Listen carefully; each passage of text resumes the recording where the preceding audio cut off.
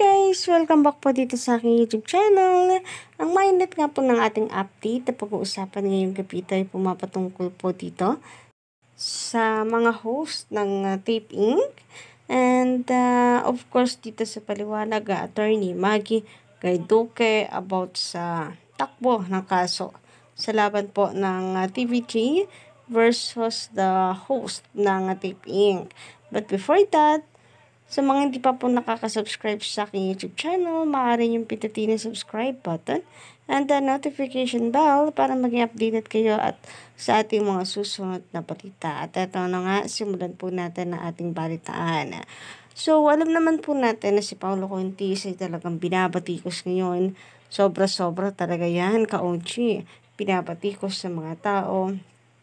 Dahil na nga sa pakikisalin niya sa issue ng Itbulaga, na mayroon siyang pagsigaw na ang Itbulagang tunay ay sila, na ang kanila pong titulo ay hindi tahanang pinakamasaya kundi Itbulaga.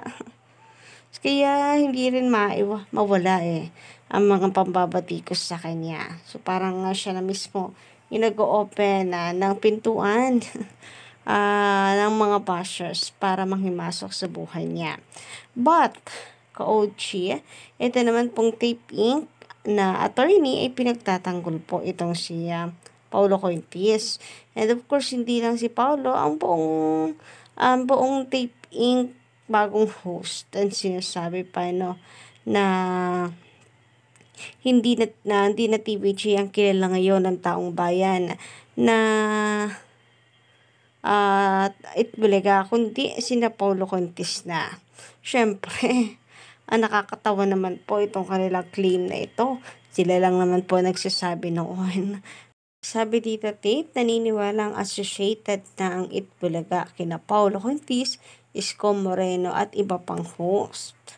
Paulo Contis target ng mga fake news kaugnay ng Itbulaga trademark issue.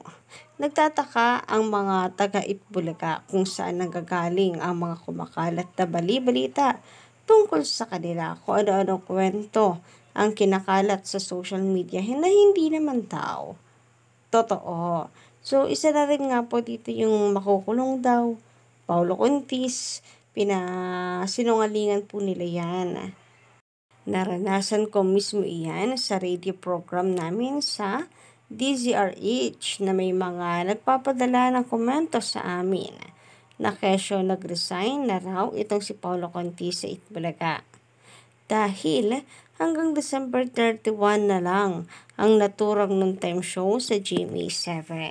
So pati po pala yun ay fake news daw. Diba, mga tunog mong pinag-uusapan yan na hanggang December 31 na lamang sila, kaya lubos-lubosin na nilang oras. Dahil pagpasok ng January 2024, ay goodbye, paalam na raw. Anyway, hindi daw po yun totoo.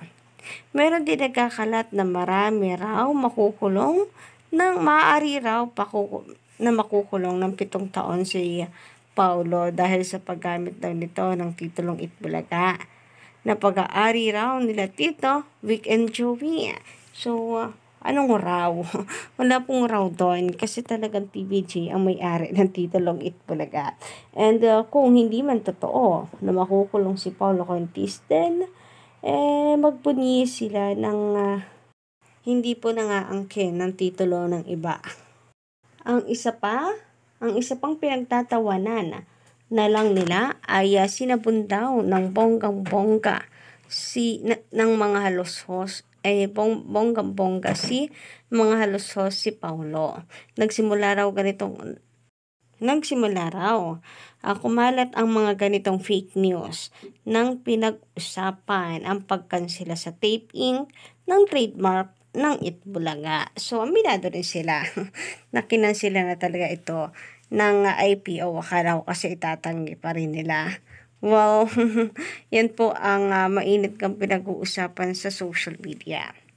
Sabi ni Paulo, hindi na siya apektado sa mga ganong issue.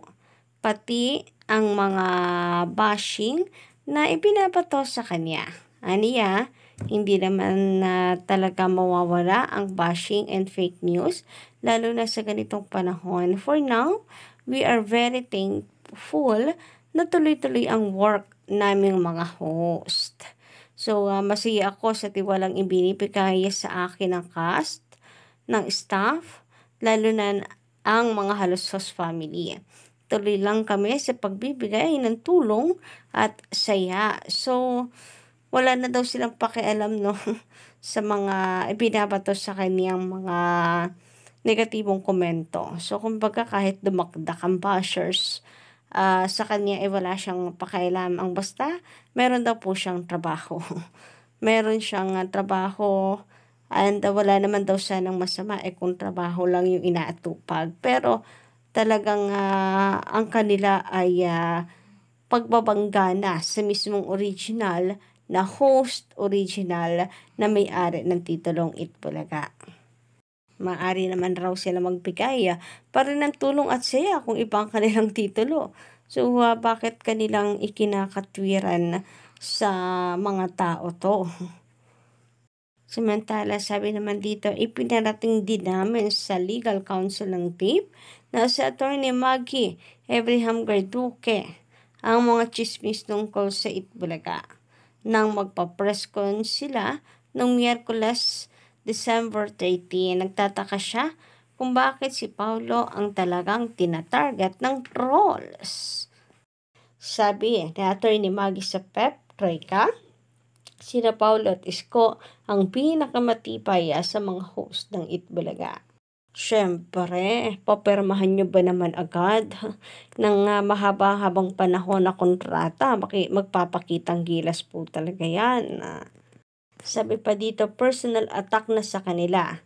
Desperate attempt to scare them, obviously to pressure them to leave the show.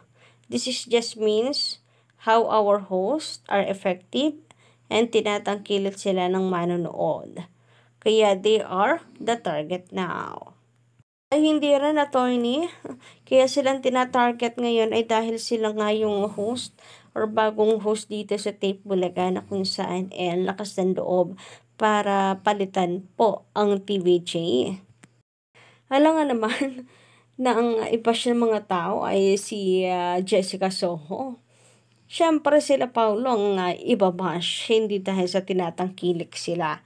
Yon ay dahil masyadong makapal ang mukha nila para kalabanin ang TVJ at agawan ng titulo. Samantala, sabi dito ni Sir Wilbert Tolentino, ang lawyer ng TIP, hindi ko alam kung tanga ba o nagtatanga-tangahan. So, grabe nga naman yung nakakapslak at may pagdiin pa, Sir Wilbert Tolentino. So, pero karamihan, ganito po talaga ang comments sa social media. Masyadong straight lang po, straight at walang preno lang itong si Sir Wilbert Tolentino. Pero yun nga daw, i-open daw po ang mga mata at huwag magpadala sa pera. Sayang naman daw ang image ng pagiging isang mahusay na attorney kung mababahitan lamang daw po ng karumihan. Samantala, sabi naman, ni-try this video kind for more. Sila din naniniwala na si JDL ang gumawa ng Itbulaga at yung sinabi ng abogado ng tape kung sino ang unang gumamit ng Itbulaga, yun daw ang may karapatan. At bakit? Sino ang unang gumamit ng Itbulaga? Di ba? TVJ mula po 1979 at yung paggamit ng tape taong 1981, sinong unang gumamit? Baka nagka-ulyanin o baka ulyanin na ang abogado ng tape. Ang gulo ng tape, pinapatulog na lang nila ang sitwasyon. So, ayun na nga, pinapatagal lamang nila para di umano nga sa matagal pa nilang magamit ang titulong Itbulaga dahil maraming mga changes na magaganap kung sakasakali na baguhin nila ang kanilang title. Kayo ba? Palagay ninyo, January 2024, atin na po kaya ang taon na ito? Or baka sa dami ng inirepresenta ng Tape Inc. na witness, matalo ang TVJ. Samantala, sabi naman ni Flor de Lisa, magandang gabi. Nakakapika na itong Tape Inc. Puro kasinungalingan ang mga halos-hos. Ang mga pinagsasabi ng mga ito. Sabagay, ganyan talaga pag abogado, kahit mali ay gagawing tama. Trabaho nila yun Kaya okay lang. May katwiran naman kasi naka-registered pa sa APO ang name na Itbulaga sa tape. Pero it's true.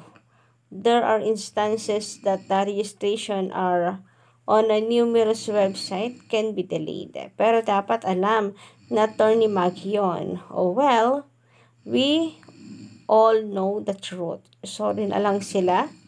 Walang naniniwala sa kanila. So, ayun na nga.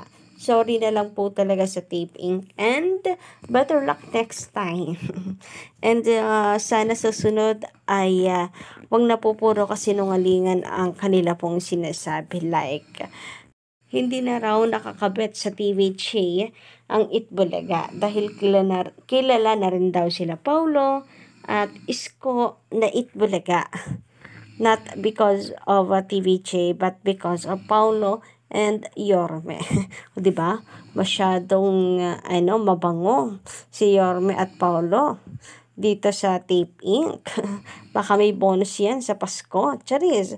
So, yun lang po muna update natin sa gabing ito. Don't forget to click the subscribe button and notification bell for more updates.